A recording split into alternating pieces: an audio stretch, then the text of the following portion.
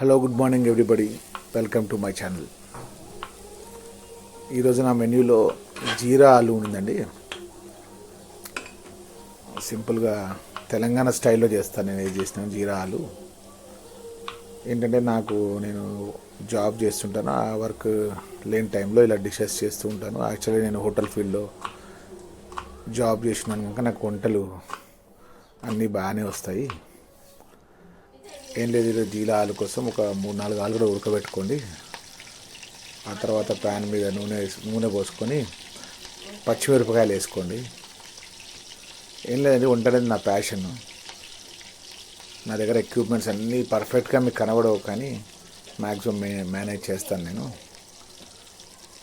ఇందులో పచ్చిమిరపకాయల తర్వాత మీరు జీరా వేసుకోండి. జీరా కొంచెం ఎక్కువనే వేసుకోండి. హోల్ జీరా వేసుకోండి. అది కొంచెం ఫ్రై అవుతుంటే శనగపప్పు వేసుకోండి. శనగపప్పు వేసుకోవడం వల్ల మీకు కర్రీలో తినేటప్పుడు మీకు ఆ క్రిస్పీనెస్ తగులుతుంది. ఆలు జీరాలో అది అన్నంలో కలుపుకున్నప్పుడు చాలా బాగుంటుంది అండి. అందుకని కొంచెం శనగపప్పు వేసుకున్నాక అట్లా కొంచెం ఫ్రై అవుతుంటే ఇందులో కరివేపాకు కూడా వేసుకోండి.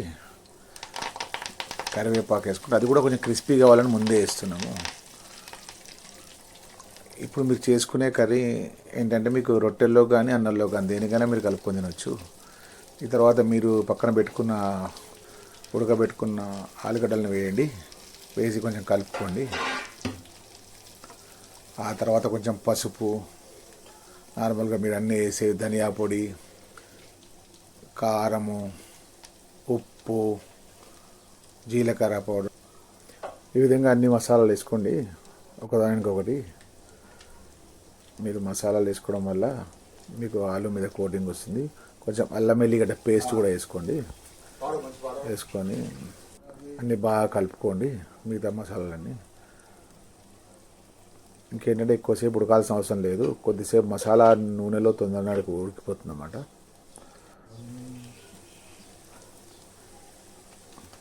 ఇవన్నీ జీలకర్ర, ధనియాల పొడి అన్నీ వేసుకోండి. బాగానే వేసుకొని కలుపుకోండి బాగా. అలా కలుపుకున్నాక ఆల్మోస్ట్ ఉడికిపోయిందండి. కొంచెం నిమ్మకాయ వేసుకోండి, టేస్ట్ బాగా వస్తుంది.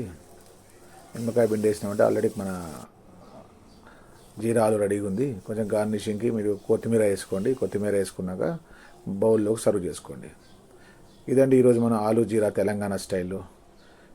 ఇదందరికీ మీకు నచ్చినట్టయితే లైక్ చేయండి, సబ్స్క్రైబ్ చేయండి. Thank you very much.